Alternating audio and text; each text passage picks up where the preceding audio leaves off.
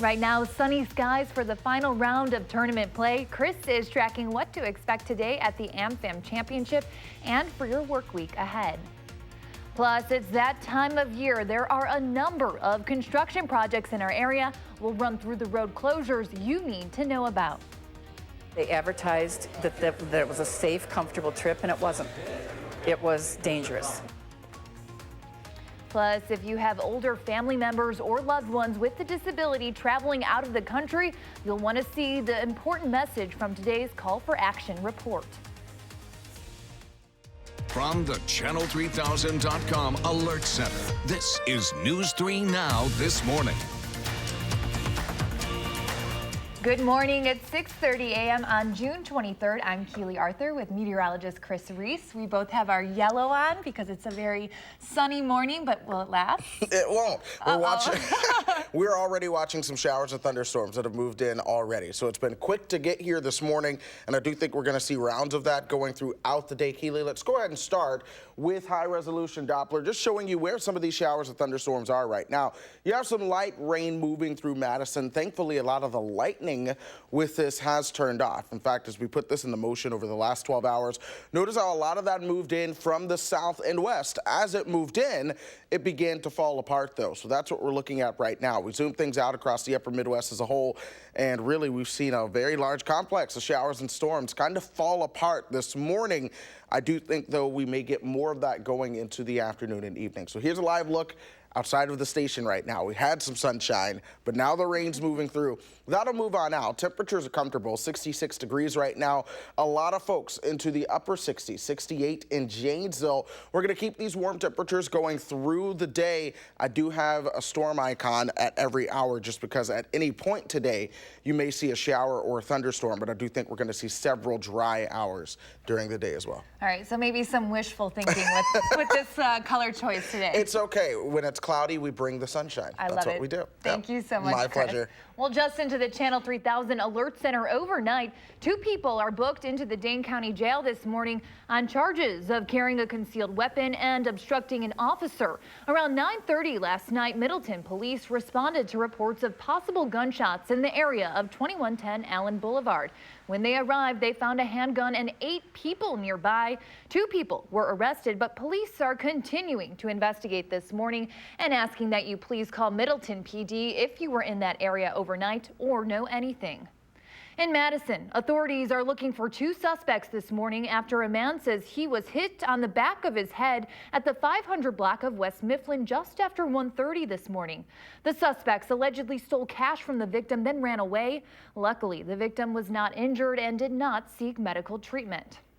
As promised, we have several first alert traffic reminders to remind you about this morning regarding construction that could impact your drive. The railroad track crossing at the Hairball intersection remains under construction, which means that intersection is completely closed off. That closure will run through 7 o'clock tonight. It'll impact drivers on South Blair Street between Railroad Street and Williamson Street. Right now, East Wilson Street is also fully closed to all traffic between South Franklin Street and South Blair Street and will remain closed until about 7 p.m. tonight.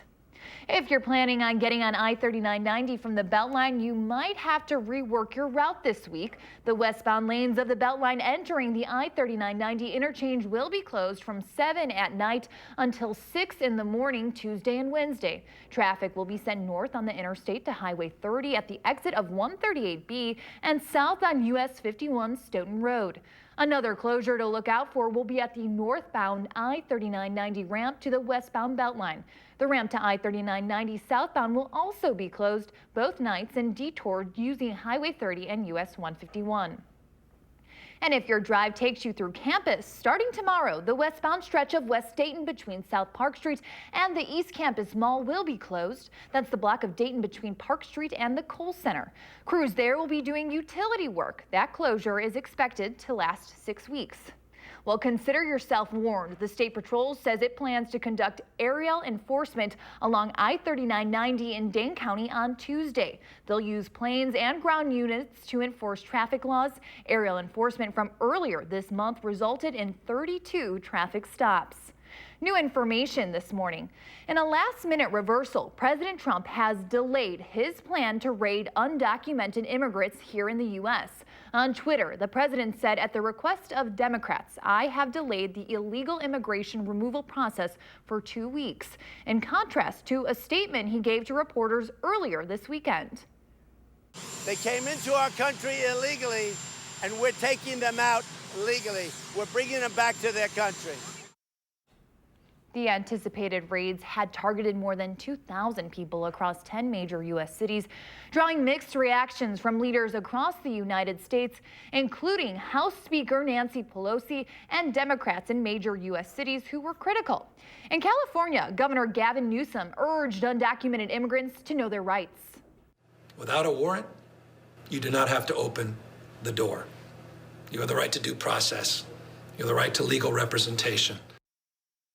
Chicago Mayor Lori Lightfoot announced her city's police department won't cooperate, and in Houston, the mayor said the city would neither help nor impede ICE. President Trump went on to say both parties cannot reach a resolution. He will move forward with deportations. Now, Madison is not on the list of cities expected to be raided, but city officials know ICE could be present at any time. Madison Council President Shiva Bidar says when the city receives word, they will update the community. We want to make sure we're just kind of ready, but we also want to make sure that there is no panic. We have not had any credible information, any direct information saying that there's going to be any increase in enforcement here in the Madison area. For more information from city officials and an immigrant attorney on potential raids, check out our website, channel3000.com. The state legislature is set to vote this week on 2-year spending plans drafted by GOP leaders. If one more Republican senator votes no, that budget will not pass. Governor Evers refused to say whether he'll veto the bill if it does make it to his desk. 2 Republican senators already say they won't vote in favor of the plan. Assembly Speaker Robin Vos says party leaders do not plan on making significant changes to appease the senators who oppose it. When you sign up for a trip overseas, safety is probably a priority. For the elderly community and those with disabilities, it's crucial. In today's call for action, Leah Linscheid shares one woman's warning for parents, grandparents, or anyone else traveling out of the country. Dorothy Dean I like talking with different people from different places. loves to meet new people.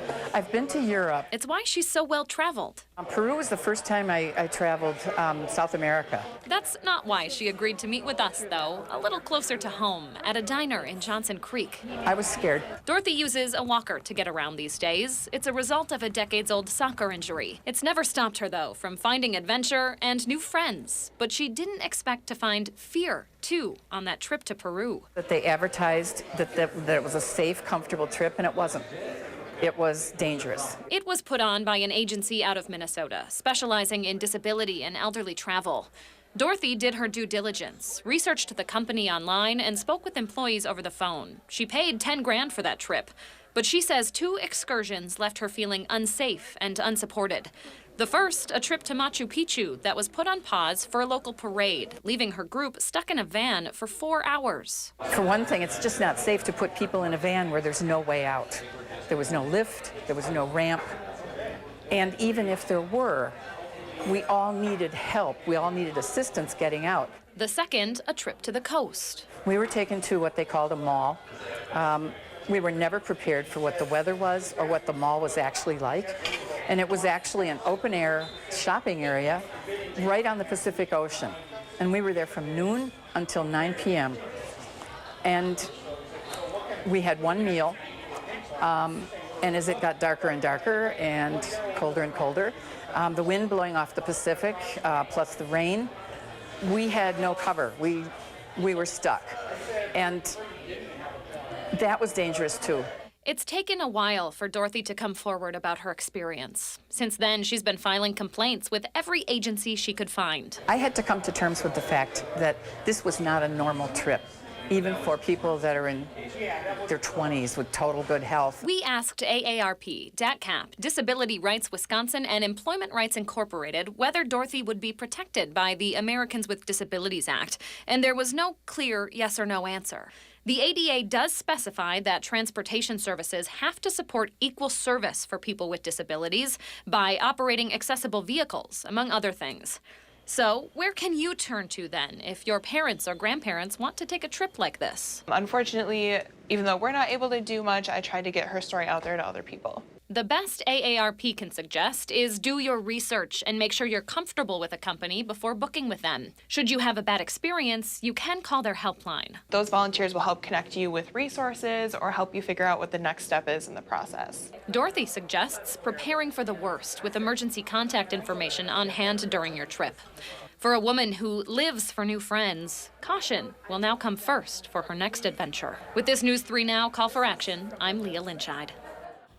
Since Dorothy's trip, the company in question has closed down after the owner passed away. We reached out to the travel agent who ran the Peru visit, and his lawyer declined to comment on the situation. More local news now. The AmFam Championship continues today, bringing with it thousands of visitors to the Madison area from across the country. According to Destination Madison, the city saw about $1.3 billion in visitor spending last year. But events like this aren't just financially beneficial. So when events the size of AmFam come to Madison, it brings in thousands of people who are maybe experiencing Madison for the first time. And what's exciting about that is that spills over into some of the other things that we have to show off. The AmFam Championship also gives back directly to charities like the American Family Children's Hospital. Since this event began 4 years ago, they have donated $2.4 million. With stormy weather possibly moving in this afternoon, tee times for the final round of the championship have been moved up. They start at 7:15 this morning, with the leaders teeing off at the first hole at 9:15. Now, the story of the second round, perhaps the shot of the day, is from former PGA champion Shaun Micheel. He turns a possible bogey into an unlikely eagle. First round leader Jerry Kelly just couldn't get things going like he did Friday. He does hit this one close for one of his 3 birdies on the day, but it's a 2 under par 70 Saturday. Tournament host Steve Stricker is right there after 2 rounds, hitting his second straight 67. He's very much in contention today, but the leader is left-hander Steve Flesch. Flesch leads at 11 under, but he's got a lot of company in close pursuit. Stricker's at 10 under and Kelly's at 9 under. We'll hear from both of them ahead in the next hour of the show. Well, stay with us. Chris has your full forecast next, and here's a live look outside. It's turning out to be a bit gloomy. We'll share what's in store for the rest of the day after the break.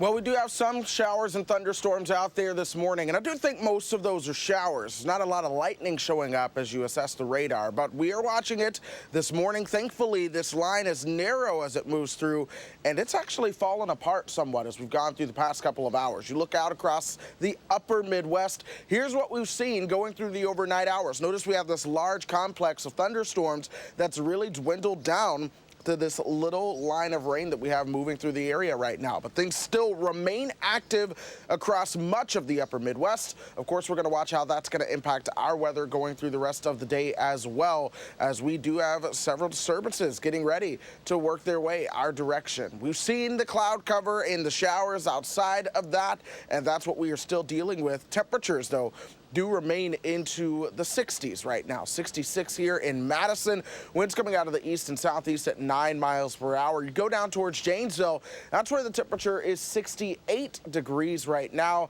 70 over in Prairie du Chien. So it's certainly a mild morning, and we're going to stay mild going through the day. I think we'll see those highs right around 74. We will see more than one round of showers and storms today. Who gets the heaviest storm? Well, that will essentially depend on location, but we will see the multiple rounds of showers and storms throughout the day and then again into your Monday as well. In fact, watch how more showers and thunderstorms begin to develop going into Monday afternoon. That'll be another day that we see those temperatures into the mid-70s and then finally starting to cool down somewhat going into Tuesday. But watch what happens after Tuesday. This cold air starts to retreat. And I use the term cold loosely compared to what's coming in. Watch the ridge of warmer air building across the western part of the country and then moving into the middle part of the country. That's going to stick around for some time. It's not just going to be one shot of some warmer air. I think we actually get in onto more of a summer-like pattern. Watch temperatures going through the next several days finally tick up, and they're going to be above average, folks. In fact, still by next weekend, it's possible that we'll see some of those temperatures, perhaps 88, close to 90 degrees. Each day is going to be humid as well. And when you get warm and you get humid, you do have to add a slight chance of showers and storms to the forecast. I think the best day for being dry is going to be Wednesday, but even Wednesday likely will be a bit more humid. More chances for showers and storms do return by next Sunday into the start of next week. Keely? All right, thank you so much, Chris. I will take that rainy weather with all that heat we're going to get. I think a lot of folks are with you. Thank you. Well, they're working to make history again and again and prove to us that us girls are just as tough as the boys. We'll introduce you to two pioneering women firefighters who are climbing the ranks and pulling one another up. How they're changing the face of one of the country's biggest fire departments next on News 3 Now this morning, Sunday.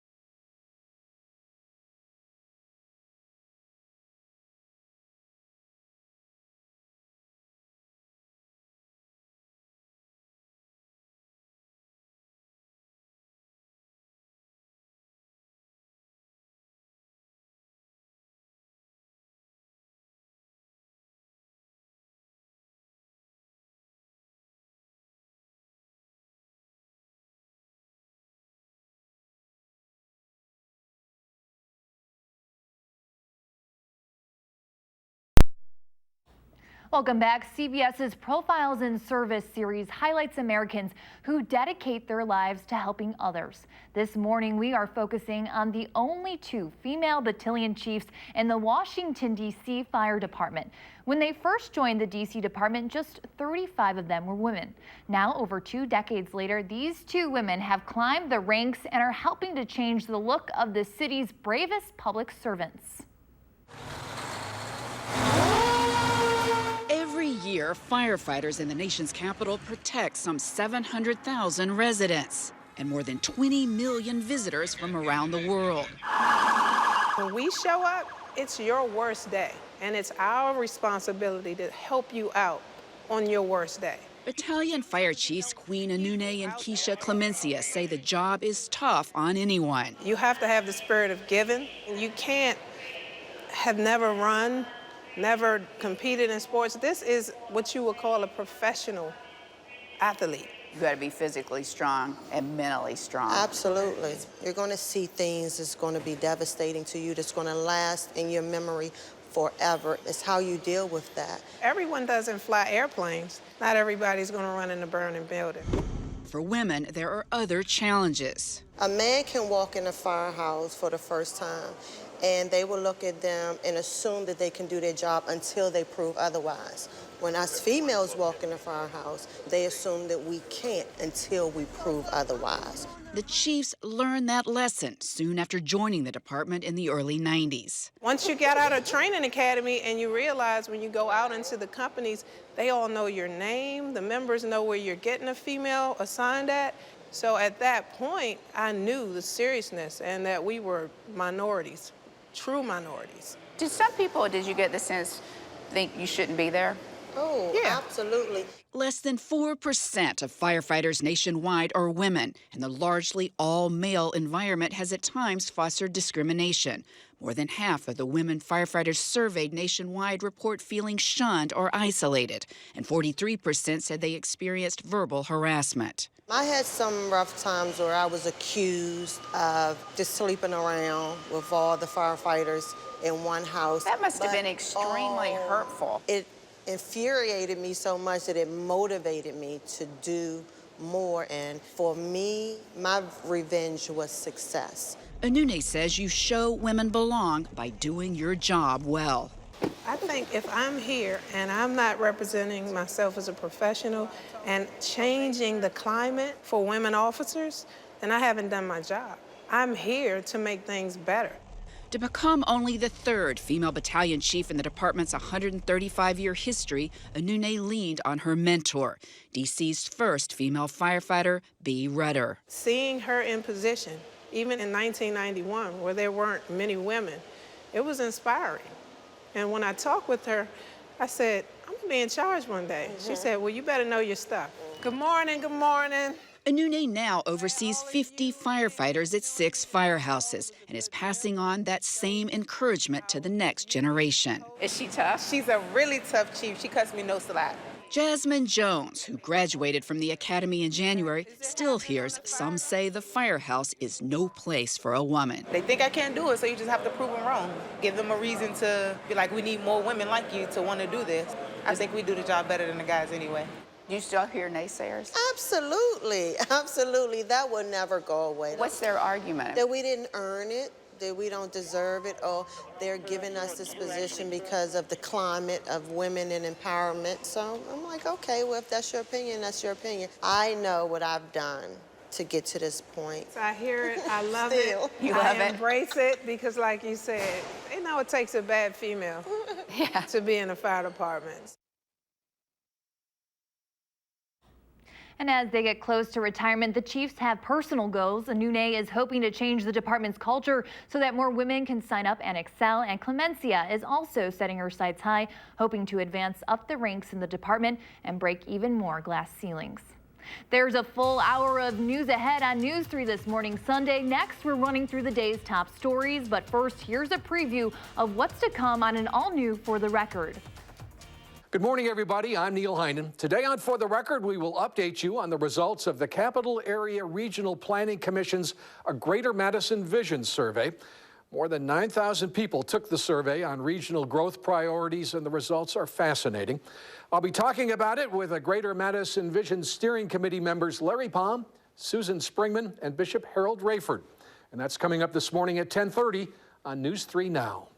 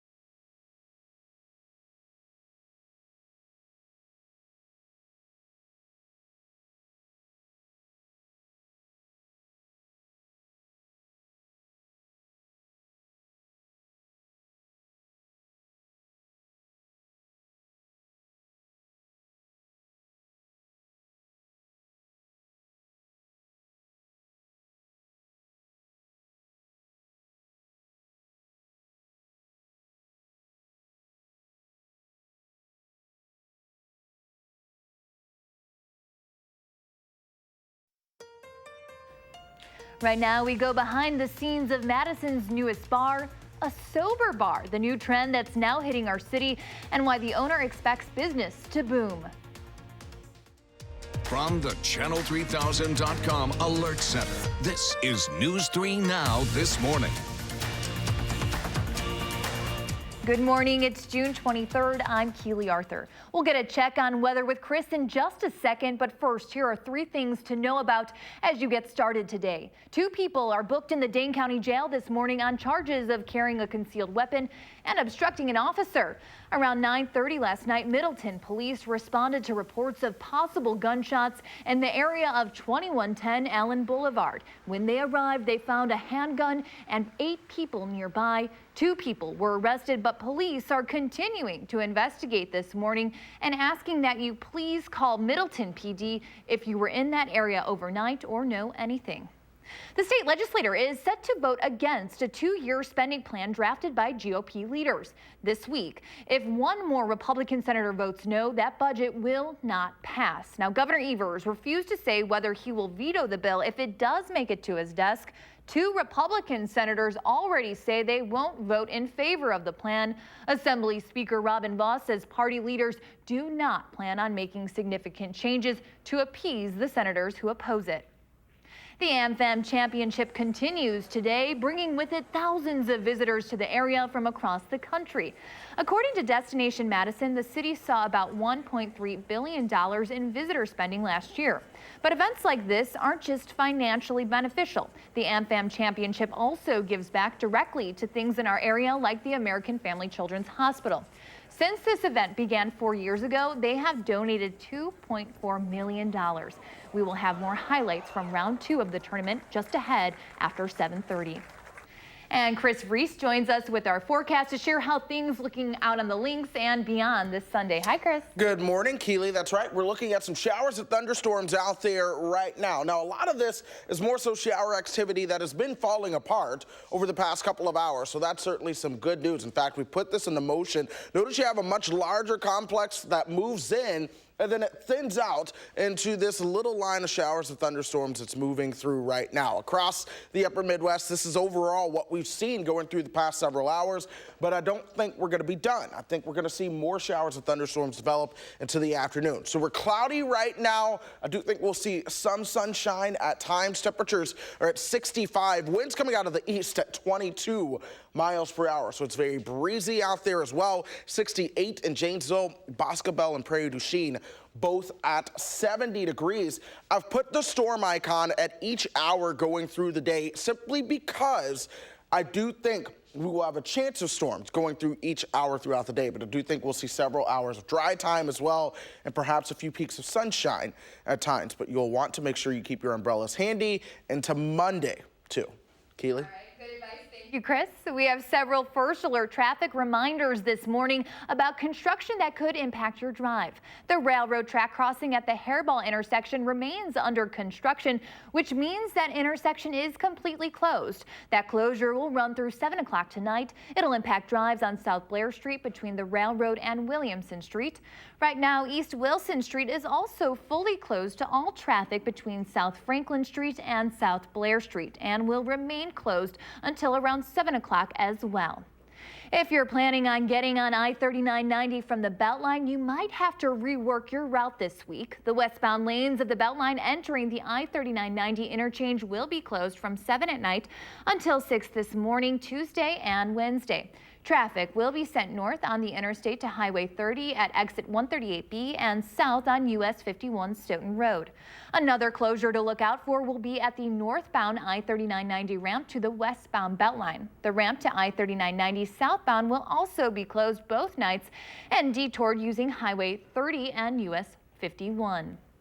And if your drive takes you down to campus, starting tomorrow, the westbound stretch of West Dayton between South Park Street and East Campus Mall will be closed. That's the block of Dayton between Park Street and the Kohl Center. Crews will be doing utility work there. The closure is expected to last about 6 weeks. Search efforts will continue into the week ahead for a boy missing in the Wisconsin Dells area. Overnight, family and friends held a vigil for Jamison Owen Dean Miller. They remembered him as someone who was always willing to help. The Adams County Sheriff's Office says crews are still in the water of the Wisconsin River, although they've classified their efforts as a recovery mission now. New information this morning. In a last-minute reversal, President Trump has delayed his plan to raid undocumented immigrants here in the U.S. On Twitter, the president said, at the request of Democrats, I have delayed the illegal immigration removal process for 2 weeks, in contrast to a statement he gave reporters earlier this weekend. They came into our country illegally, and we're taking them out legally. We're bringing them back to their country. The anticipated raids had targeted more than 2,000 people across 10 major U.S. cities, drawing mixed reactions from leaders across the United States, including House Speaker Nancy Pelosi and Democrats in major U.S. cities who were critical.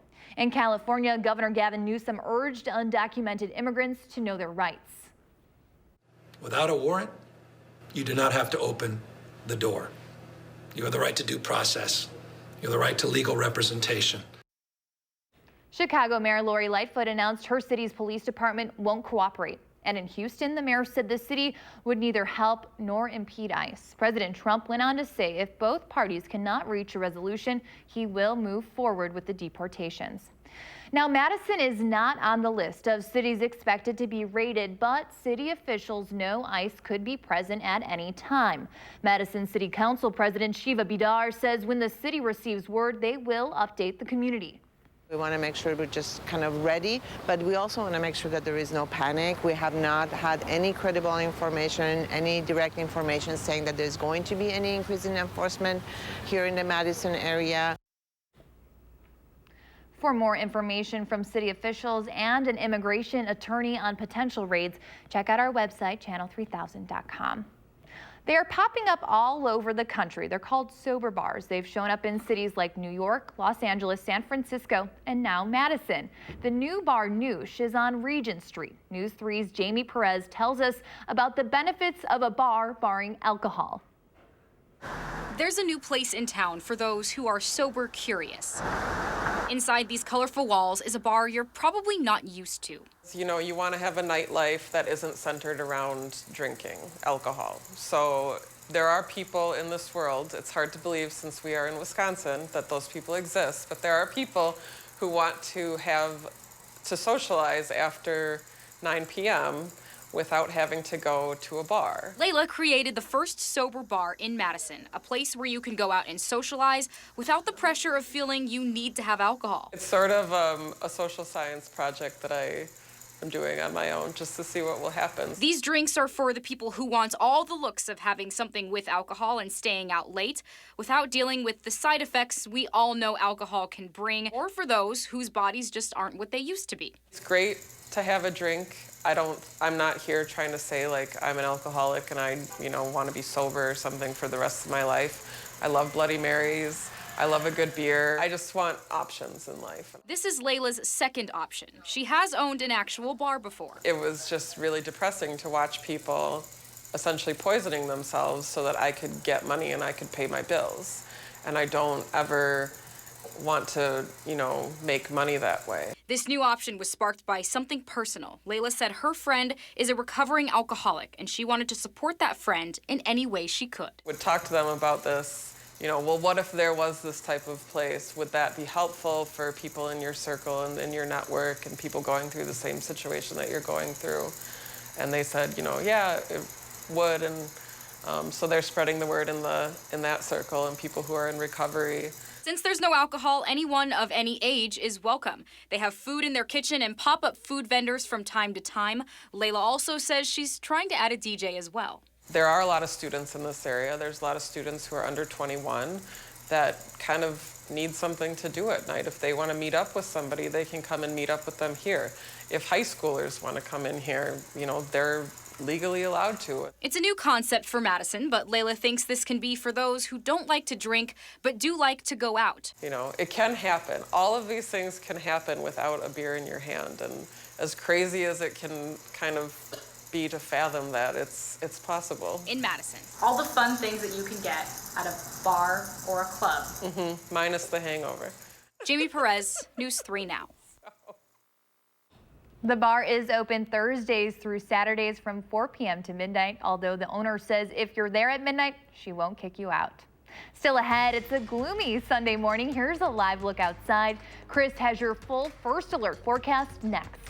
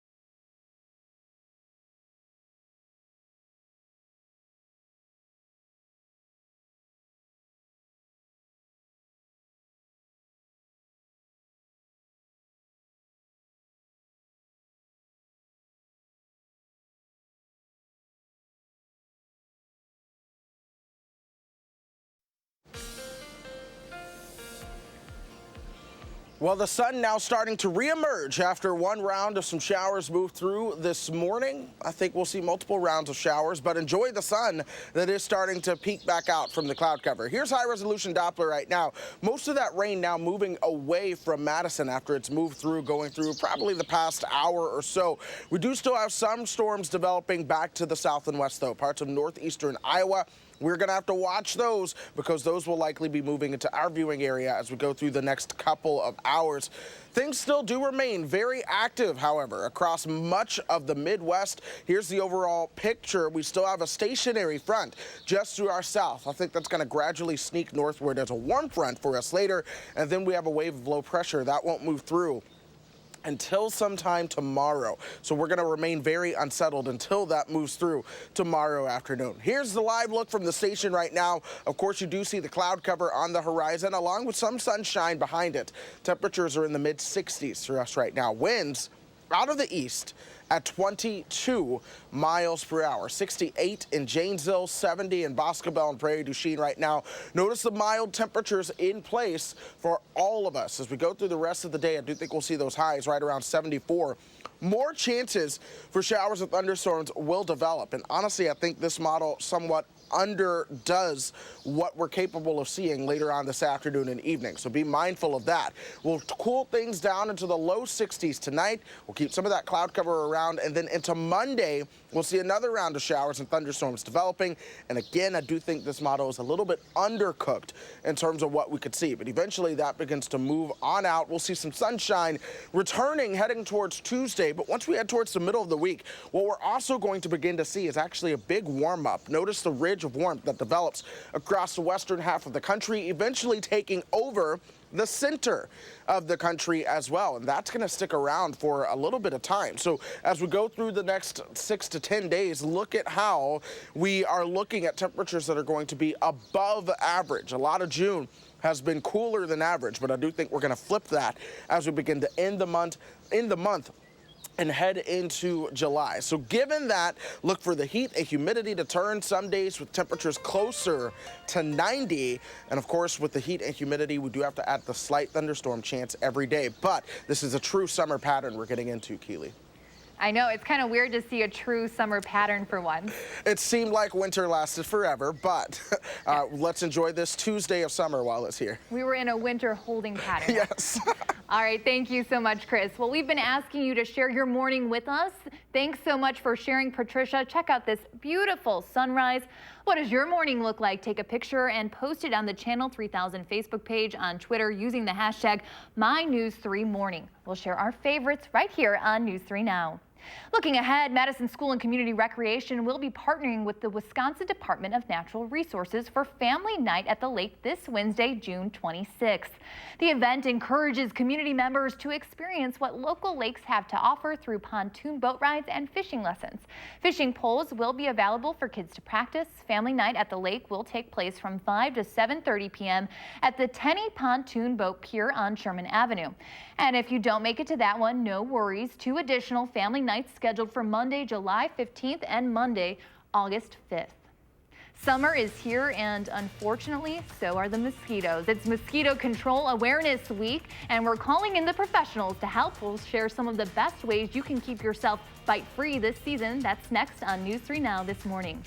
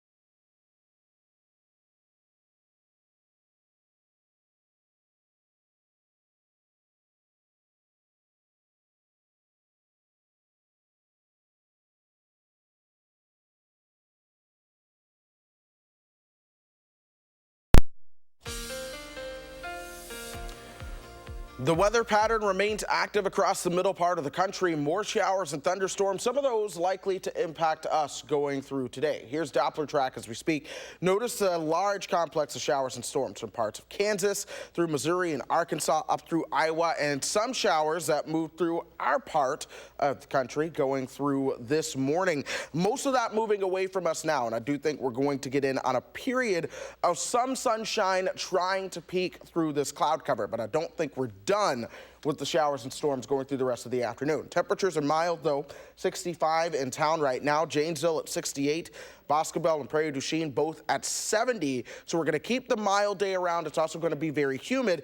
I do have the thunderstorm icon at each hour going through the day simply because that chance for storms will be with us pretty much at all parts of the day. But do know that you will see several hours of dry time along with a few peaks of sunshine at times as well. Keely? Thank you, Chris. We spent a lot of time talking about the opioid epidemic, but law enforcement across the state are highlighting the issue of meth, too. WPR reports that last year, about 1 in every 5 drug cases at the state's crime lab involved meth. That's more than heroin and fentanyl combined. In the last 10 years, it shows meth use has outpaced both those drugs, jumping from 6 to 20% of the reported cases. And apparently, young people aren't wearing deodorant anymore. You might want to plug your nose for this one. 39% of 18 to 24-year-old Americans say they haven't worn it or antiperspirant in the last 30 days. Almost half say they haven't bought those products in the past year. Now, 31% of 25 to 34-year-olds and 16% of 45 to 54-year-olds reported going without deodorant all month. The data comes from YouGov, a polling company which surveyed more than 52,000 people on the topic. Well, you might not want deodorant, but you're certainly going to want some bug spray this season. Mosquito Control Awareness Week starts today, and with this spring's record-setting rainfall, the biting bugs are expected to be extra bad this year. This morning, we're joined by Mosquito Joe, Director of Operations, Seth Buplon. Good morning, Seth. Thank you for joining us. Hello. And this is a topic that people get really chatty about this time of year. Are the mosquitoes going to be as bad as we think they're going to be? Well, they're anticipated to be very bad this year. The DNR had indicated last year was a normal year, but with the late rain or the heavy rain late last year and the wet spring, they're supposed to be even worse this year. How is it that the weather that's so part of our past can impact what we're seeing right now? Well, in the past, all the mosquitoes that we had last year had laid eggs. Okay. Now, once the temperature gets above 50 degrees, those eggs are now start to hatch and they pop start up? to hatch and Oh no. And are people starting to feel it right now? I mean, I haven't experienced too many mosquitoes just yet. oh yes, mosquitoes came out very heavy already this spring. In addition, we're also getting gnats. They're the biting gnats. They're not the normal ones that just fly around your head. They actually bite. So we're also dealing with those also. And we don't want to deal with those. What should people do to prevent this? Well, if some things that anyone can do is if you're sitting outside and there's mosquitoes, put some fans out there. Mosquitoes are horrible flyers. Therefore, if you take a fan and just blow them, like a light breeze, they'll be out of your hair. In addition, mosquitoes when it's hot, they like shaded, damp places. Okay. So like arborvitaes. So if you can move away from those. Okay. Also light colored clothing. All right.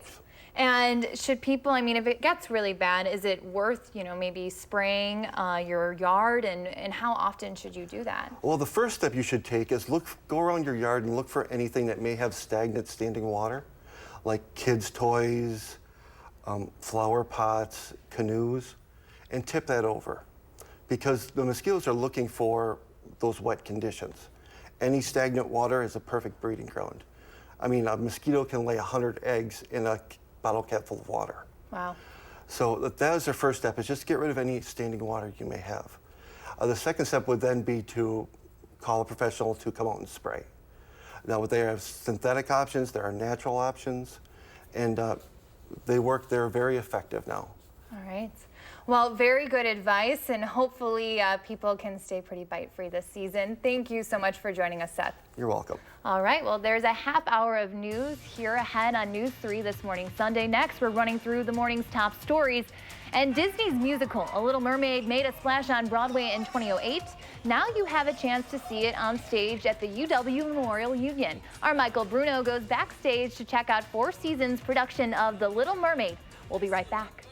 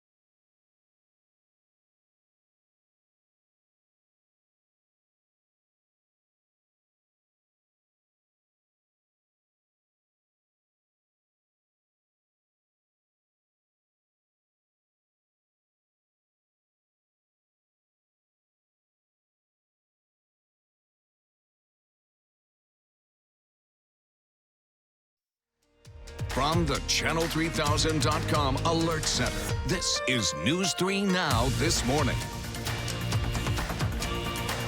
Good morning. It's June 23rd. I'm Keely Arthur. We'll get a check on weather with Chris in just a second. But first, here are 3 things to know as you start your day. 2 people are booked in the Dane County Jail this morning on charges of carrying a concealed weapon and obstructing an officer. Around 9:30 last night, Middleton police responded to reports of possible gunshots in the area of 2110 Allen Boulevard. When they arrived, they found a handgun and 8 people nearby.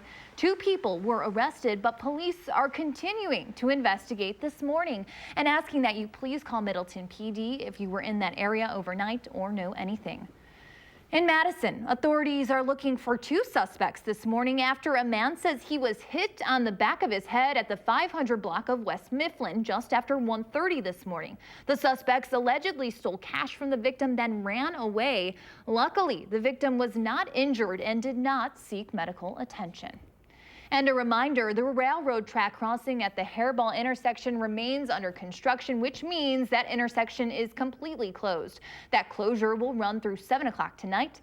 It'll impact drivers on South Blair Street between the railroad and Williamson Street. Right now, East Wilson Street is also fully closed to all traffic between South Franklin Street and South Blair Street and will remain closed until around 7 p.m. as well. And joining us with our forecast, the wonderful Chris Reese. Good morning, Chris. Good morning, Keely. We've been tracking some showers and thunderstorms across the Midwest overnight and into this morning. Some of those did impact us as a weak little line that moved through. You can actually see how this weakened from a big cluster of showers and thunderstorms overnight to what has moved through recently. Still more showers and storms out throughout parts of Kansas, Missouri, Oklahoma, and into Arkansas. But when you focus on what's here in Wisconsin, you notice that light rain is starting to move away from here. That's going to get us in on a period of some sunshine, but we're also watching these new showers and thunderstorms that are starting to develop across parts of northeastern Iowa. That will impact us later on. In the meantime, it's cloudy. There is some sunshine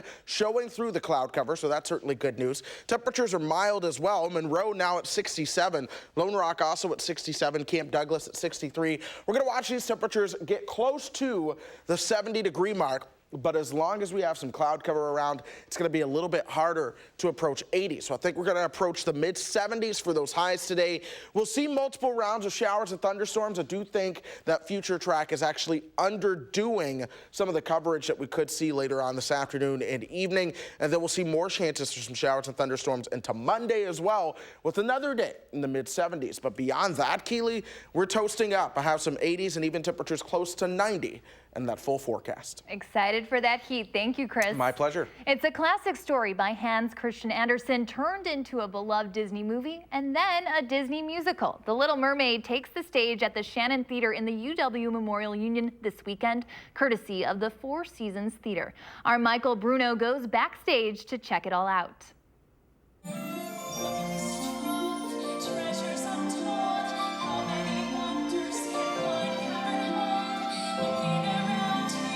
The Little Mermaid is about the Little Mermaid named Ariel, and all she wants more than anything is to be a human and live up on land.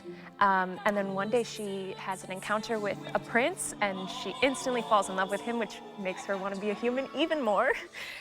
So she makes a deal with Ursula the Sea Witch that allows her to go be up on land and try to win him over and live her dreams.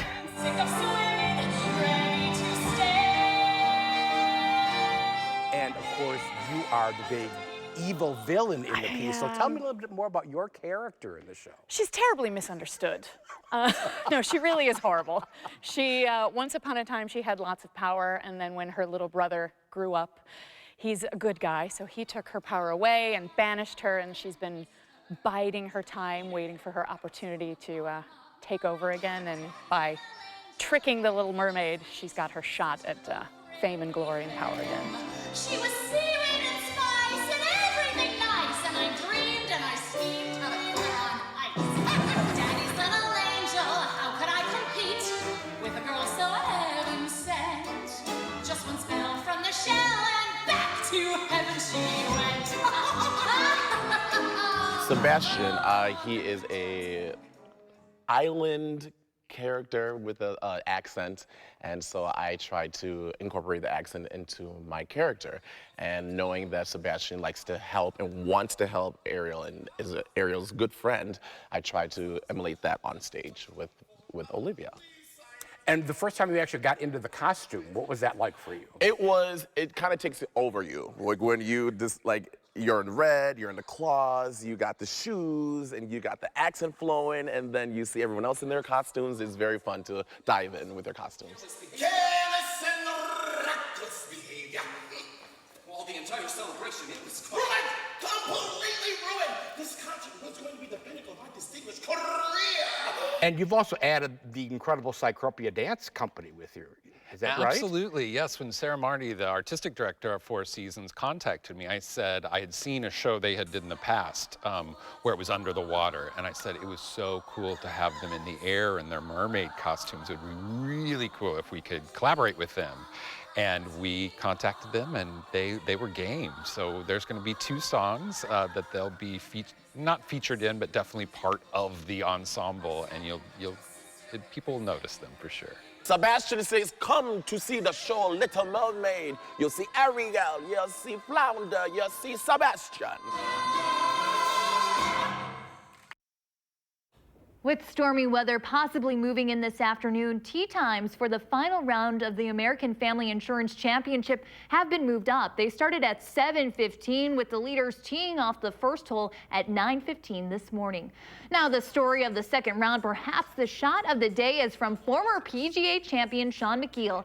He turns a possible bogey into an unlikely eagle. First round leader Jerry Kelly just couldn't get things going like he did Friday. He does hit this one close for one of his 3 birdies on the day, but it's 2 under par 70 Saturday. Tournament host Steve Stricker is right there after 2 rounds, hitting his second straight 67. He's very much in contention today, but the leader is left-hander Steve Flesch. He went 31 on the back 9, including birdies on each of his last 3 holes, so he leads going into the final round today.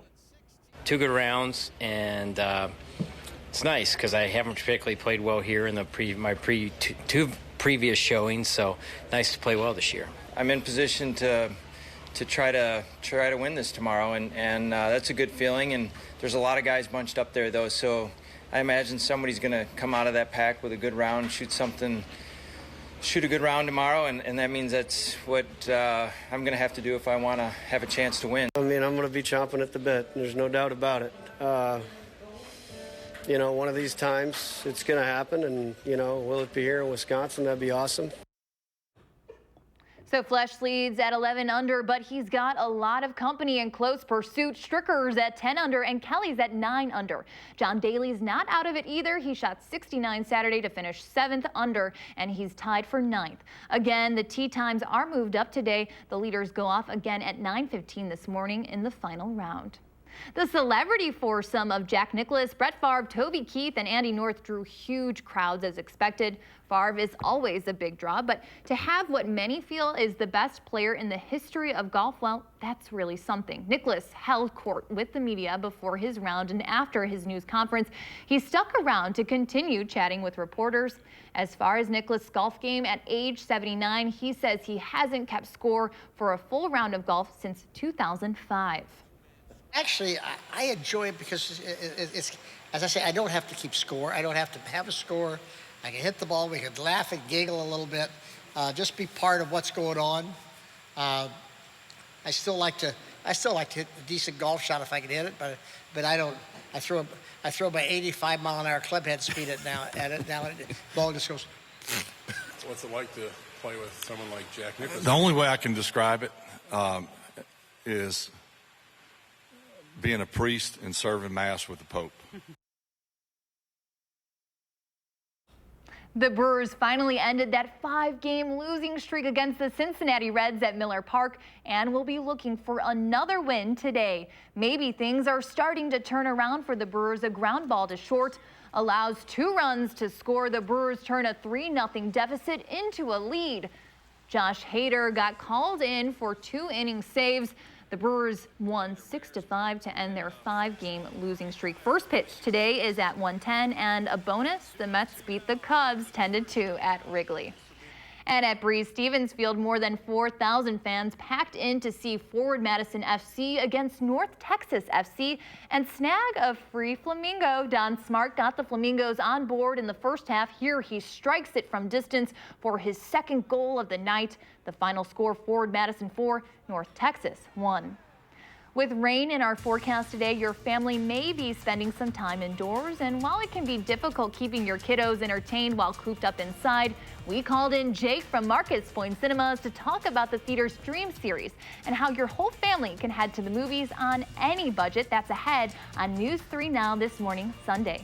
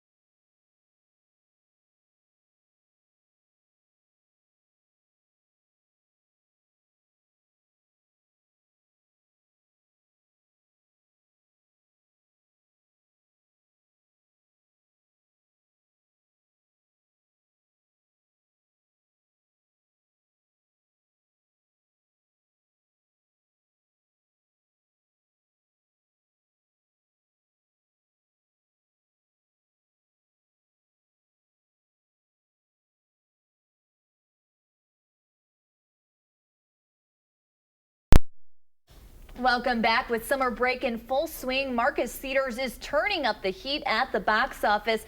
And although a typical trip to the movie theater can cost a lot of money, there are some great deals. Here with us is Jake Johnson, the operations manager at Marcus Point Cinema, to talk about the $3 movie deal happening this summer. Good morning, Jake. Good morning. Well, this is a great deal because movies are really fun, but it can rack up a lot of money when you have a big family. Yeah, absolutely. I mean, the movies have not gotten cheaper over the years. They've Right. gotten more expensive. So as part of that, we try to do a lot of programs that we can do to save people money. And one that we're really excited about is our Kids Dream series.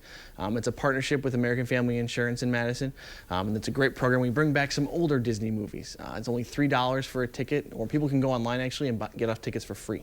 So what kind of movies are we talking about? Yeah, so last weekend we started with Lego Movie 2, and then this weekend is the Lorax. We're bringing back Despicable Me, which hard to believe has been out for 9 years already. Wow, yeah. And then we end the season with some really great ones. We bring back the most recent Hidden World from the How to Train Your Dragon series, Great. which is a great hit already. So there's a lot of variety for all different parts of the family, not just kids. Right, so and not movies that are really old, movies that I'm sure a lot of kids can still relate to.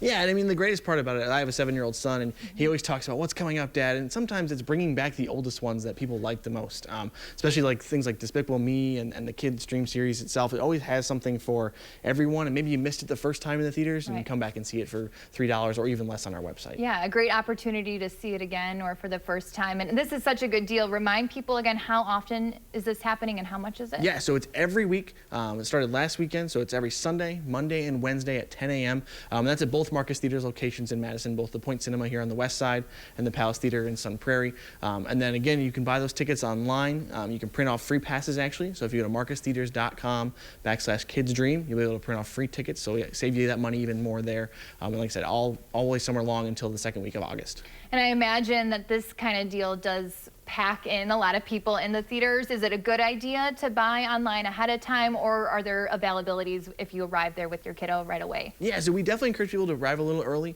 because a lot of people use the free pass. They don't buy them ahead of time necessarily, so there could be longer lines at the box office or just longer lines getting in to see the movie. We try to accommodate that by either having multiple screenings of it or just being ready to go to roll with that if that happens. A day like today where it might rain, we'll see a lot of business usually, and so to do that we try to accommodate as best we can. But if you can arrive a little early, you know, that usually like when you went to the old days when you came 15 to 30 minutes early, just do that and you'll be just fine. Yeah. Great way to stay dry and cool off during the summer. Absolutely. Yeah. All right, thank you so much, Jake.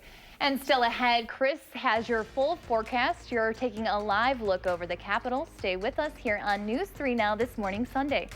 But first, if you have a little kid turning 3 soon, please let us know so we can show their picture up on our TV.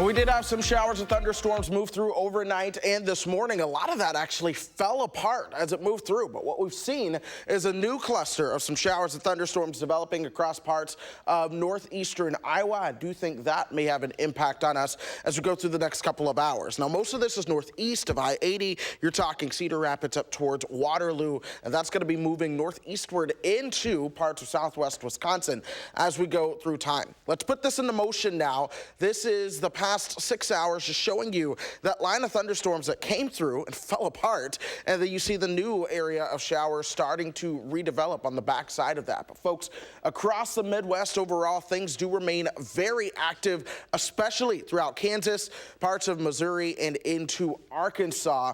This is all a part of a very complex system that's been across parts of the upper Midwest for the past couple of days. We do have this stationary front that I do think is going to try to creep northward as a warm front, and we do have a region of low pressure over Nebraska and Kansas that still has to come through before we finally begin to calm things down just a little bit. So today will not be a washout of a day, but I do think it is going to be very unsettled for us. Cloudy out there right now, although in some spots you are seeing the sun try to filter through. The temperature is 65 degrees. It's also very breezy, folks. We're talking winds coming out of the east at 22 miles per hour. That is not the wind gust. That is the sustained wind. Janesville at 68, Platteville at 69, Prairie du Chien at 70, 68 in Decorah. And we're seeing these temperatures all into the mid and upper 60s. But we put this into motion. Watch what happens. Here we are, 5:30 this afternoon. We'll see those highs around 74.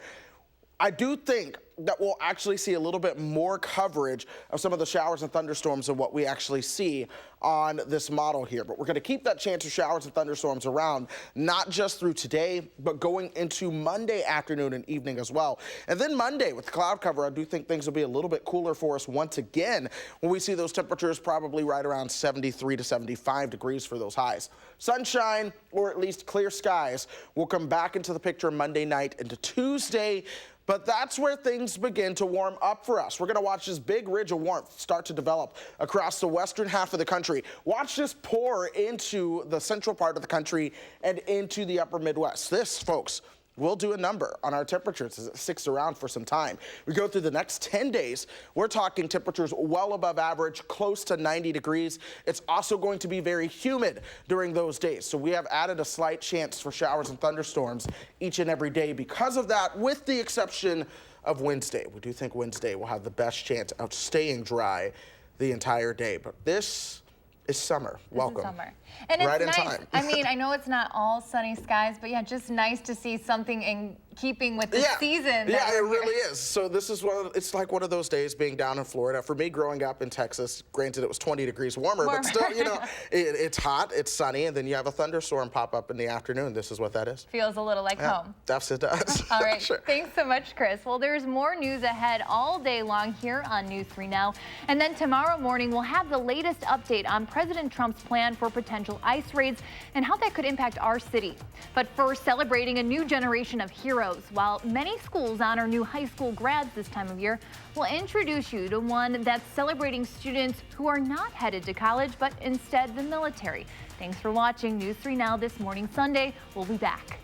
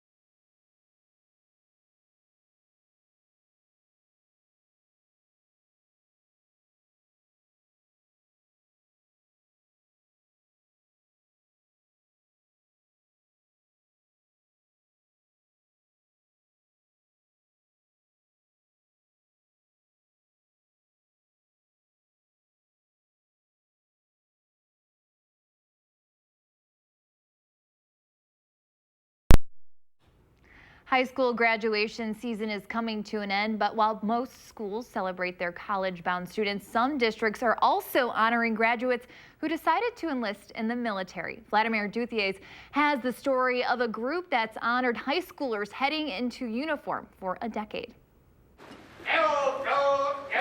It's about a week before graduation at New York's Windsor Central High School. Oh, say does that star-spangled... But this pomp and circumstance is solely intended to highlight students set on careers in the military. I think it's great for the ceremony to happen because there's not a lot of representation in the schools, but here this is what it's all about. It's completely for us. We're recognizing you for what you're about to do. Erin Evanitsky will graduate second in her class, but instead of heading to college, she enlisted in the Army and plans to become a veterinarian. You'd get hands-on job training in the Army, and then afterwards they can pay for your schooling with the GI Bill, and I can end up being a vet. College and all that schoolwork just doesn't really fit me. I can't really stay at a desk job. I have to be out somewhere doing something, getting my hands dirty. Dominic Mastronardi and Caillou Olson are headed to the Marines. I chose the Marines. I wanted to challenge. I want to be part of a brotherhood. I just felt like I wanted to serve something bigger than myself. Young graduates going into the military should be honored. Gene Clark, a director of Our Community Salutes, which has performed more than 30 of these celebrations to service in over 20 states this year. I hear from veterans all the time, well, they never did this for me when I went in the service. And my response is, no, they didn't do it when I went in the service either. But wouldn't it have been wonderful if they had? Jenna Murdoch, U.S. Navy. Jenna Murdoch represents the 4th generation of her family to join the Navy, and the first to be celebrated by her community for doing so. It's kind of a family legacy almost. It's always been an interest of mine, and it seemed like it just kind of made sense to join the Navy.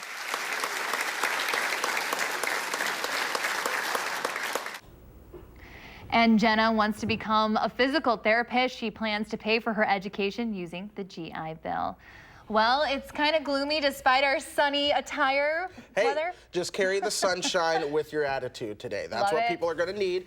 We will see some rounds of showers and thunderstorms. I don't think it'll be wet the whole day, but that's going to keep us at least a little bit cooler before more sunshine, heat, and humidity. In the week ahead, this is Tanker in Monticello. If you're walking your dog later on this afternoon, there will be some dry time, but just carry the umbrella too.